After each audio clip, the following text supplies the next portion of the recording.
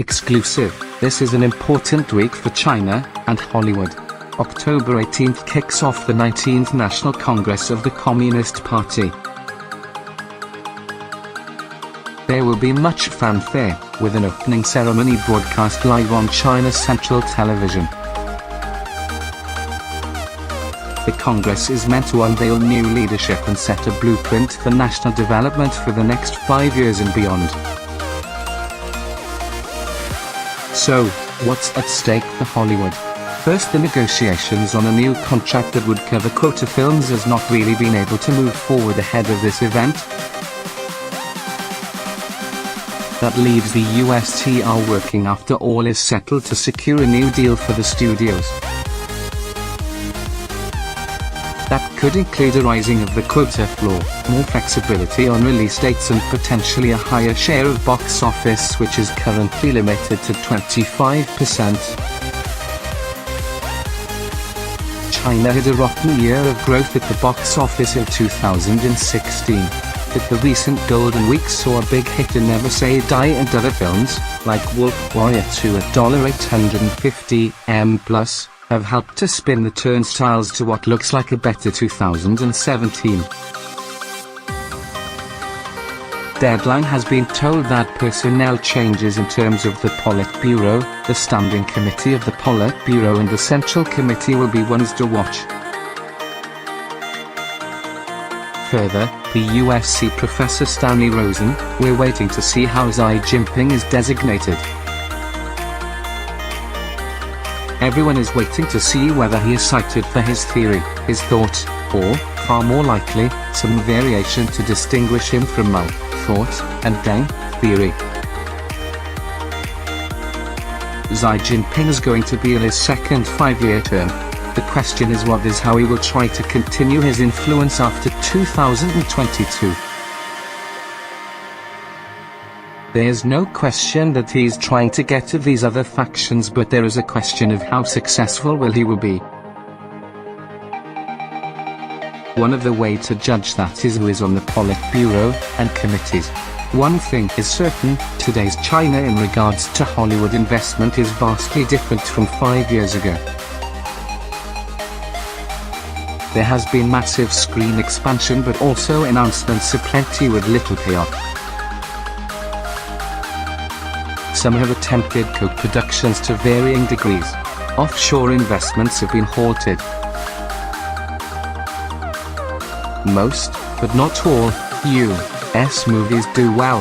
The country itself has an ironclad hold on what films can come in and how they are presented. And yet, despite the handcuffs, it's impossible to ignore a market of 1.4 billion people. But this past year has been one of turmoil for Chinese investments in the U.S. entertainment industry, and according to experts, it's very hard to figure out where this is going to go next. People in the Chinese media are looking at The Foreigner as a possible sign that more co-productions will be done. Because The Foreigner has been fairly successful. It stars the beloved Chinese actor Jackie Chan. One rumor that we know now is not true is that following the exit of Jack Gao as the interim CEO of Legendary yesterday is that Wanda got rid of the international staff from the Wanda Qingdao Movie Metropolis. We were told this is not the case. Gao joined Legendary in 2015. His exit followed the exit of Chinese investors Oceanwide Holdings Company and Zhejianghuachi Film and TV Company. It also comes after the news that China's state banks were instructed not to lend to Wanda after their aggressive move to expand overseas. So what about any more investment in the U.S.? It's very hard to take what we see going on in politics and in economics in China and try to figure out what it might mean for investment in the U.S., said Rosen. There's no doubt Xi Jinping, wants to compete in entertainment and media and push Chinese culture all over the world in competition with Hollywood. In order to do that, You must work together with Hollywood at this point in the process. The stronger he is, the stronger he may be able to push China's interest in terms of soft power, but it will be very hard to determine. But, as we wrote earlier this year, major Chinese entertainment investment into the U.S., on the scale of legendary or Dick Clark Prods, has been halted, and any money that is currently in new S banks right now for U.S. entertainment companies is all that anyone is getting. The Chinese government has put an end to state-owned banks giving out loans to companies that are not keeping their investments inside China. In other words, unless the money is in the account now, that's it. There have been tricklings of money let loose for options of material, but even smaller productions have had funds pulled by Wanda. We've been told repeatedly that dealing with U.S. bank syndicates or Hong Kong banks are the companies that are going to enjoy the financial stability at the moment. It's very, very clear, and you can see that with Jack Gao stepping down at Wanda now, that their interest in investing money into entertainment is going to be extremely limited, said Rosen. The legendary and Dick Clark type of investments are gone now. They don't promote China in any positive way. They only seem to be attempts to get money out of China and aggrandize those businessmen in China. China has been all about soft power, but even that right now is extremely limited, because despite their interests in soft power, there are other interests that are even more important, said Rosen. In the hierarchy of values in China, soft power is not as important as social and political stability and geostrategic assertiveness of Chinese power in different parts of the world, retaliating in different countries when needed. One of the investments we are seeing by the Chinese government is into online giants. There are many issues right now. One is vested interests in state-owned enterprises.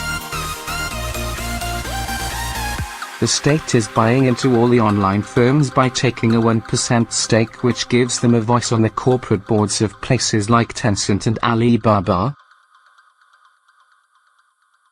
And China is all about controlling the message and even the businessmen who they think become too public or too powerful, as Wang Jinping could attest to. The Chinese government basically cut him off at the knees with investments into the U.S. Wang Jinping made an argument in talking to the West that he was a private company and was independent of the government, but that doesn't seem to be the case. His argument in China was that the government shouldn't regulate him very much because you could represent Chinese interests better than the Chinese government, and he could stand up to Warner Brothers or any other U.S. company because you could negotiate as an equal as just another private enterprise, said Rosen.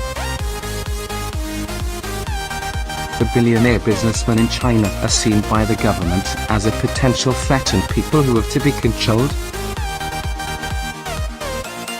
They are cracking down on their investments. They even kidnapped a Chinese-Canadian businessman Xiao in the middle of the night out of the Four Seasons Hotel in Hong Kong at the beginning of the year in 2017. The overriding issue to all of this is control and the state having a hand in all these private enterprises.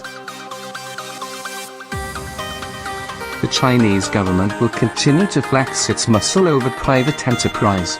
According to Rosen, Alibaba, Jack Ma and all these guys have said that they are private companies and not married to the Chinese government, but I think what the Communist Party is doing is to make sure they have influence over every possible company,